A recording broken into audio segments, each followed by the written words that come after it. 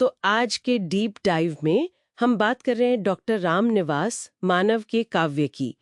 और हमारे पास है सुनील कुमार का एक विश्लेषण प्राची पत्रिका से। जी हाँ, तो हमारा मकसद है इस स्रोत के जरिए डॉक्टर मानव की कविता की जो मुख्य प्रवृत्तियां हैं, जो थीम्स हैं, उनको समझना। बिल्कुल। और डॉक्टर मानव, जैसा कि स्रोत बताता है, 8वें दशक के कवि हैं। कविता, गीत, गजल, दोहा, हाइकू, मतलब कई विधाओं में लिखा उन्होंने। सही कहा। और उनकी कविता देखिए, समकालीन जीवन की सच्चाई तो दिखाती है, पर किसी आसान नारेबाजी या सरलीकरण से बचती है। ये स्रोत साफ करता है। तो चलिए शुरू करते हैं। स्रोत सबसे पहले प्रकृति चित्रण की बात करता है। ऐसा लगता है डॉक्टर मानव के लिए प्रकृति सिर्फ देखने की चीज नहीं, एक साथी है। हाँ बिल्कुल। स्रोत कहता है कि वो प्रकृति को सहचरी मानते हैं, उसमें आजादी देखते हैं, हवा, बादल, नदी, पशु पक्षी, इन सब में। अच्छा। उनके एक कृति है कविता में उत्तरांचल, उसका जिक्र भी है।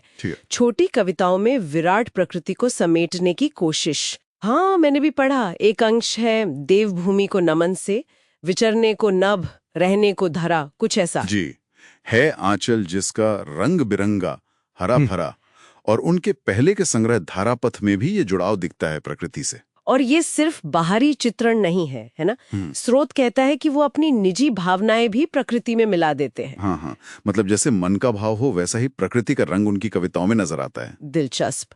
और यही जुड़ाव शायद हमें उनके काव्य के दूसरे पहलू पर लाता है, प्रेम और सौंदर्य। बिल्कुल। स्रोत बताता है कि उनका साहित्यिक जीवन शुरू हुआ एक तरह से सौंदर्य उपासक कवि के रूप में, खासकर धारापथ में। पर स्रोत ये भी कहता है कि प्रेम चित्रण में वो मतलब स्थूलता नहीं है, शारीरिक वर्णन से बचते हैं। हाँ, बचते हैं।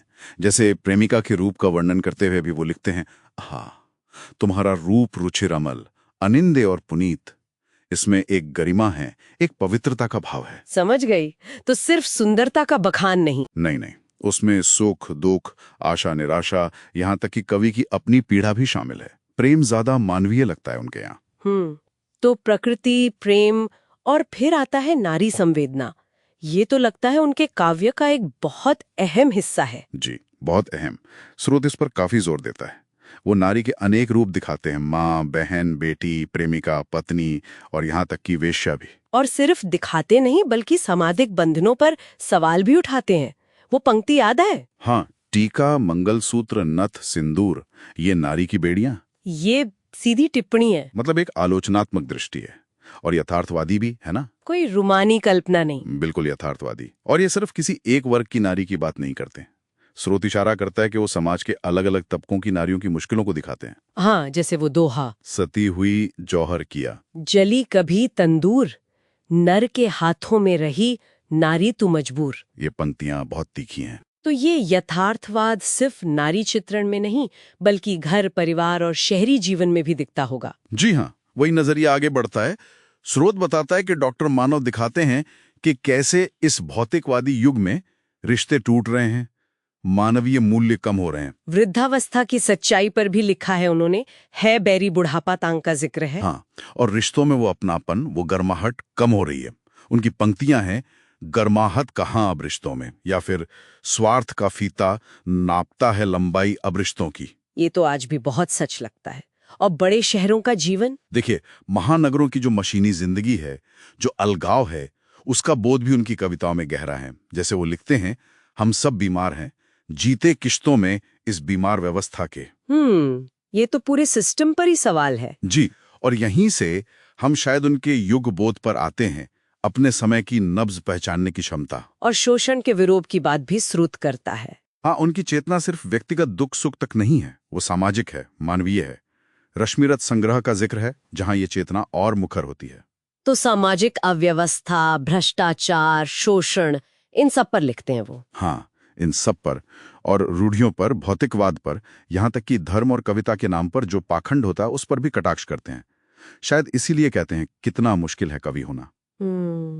और इन सब के बीच मूल्यों की बात भी है, और कवि की अपनी आवाज, उसकी व्यक्तिता, ये कैसे साथ चलता है? स्रोत बताता है कि वो सत्य शिव सुंदर में एक समन्वय देखते हैं। जीवन क्षणभंगुरे ये जानते हैं, पर उसे अर्थ देने की कोशिश करते हैं। उनकी शुरुआती कविताओं में शायद निजी भावनाएं ज्यादा थीं। हाँ, धारापथ में आत्मपरकता, प्रेम, कभी कभी पलायन, विरक्ति के भाव ज्यादा थे। वो किशोर मन की बातें, जैसे सच जब से देखा है मैंने प्रिय रूप तुम्हारा सुंदर।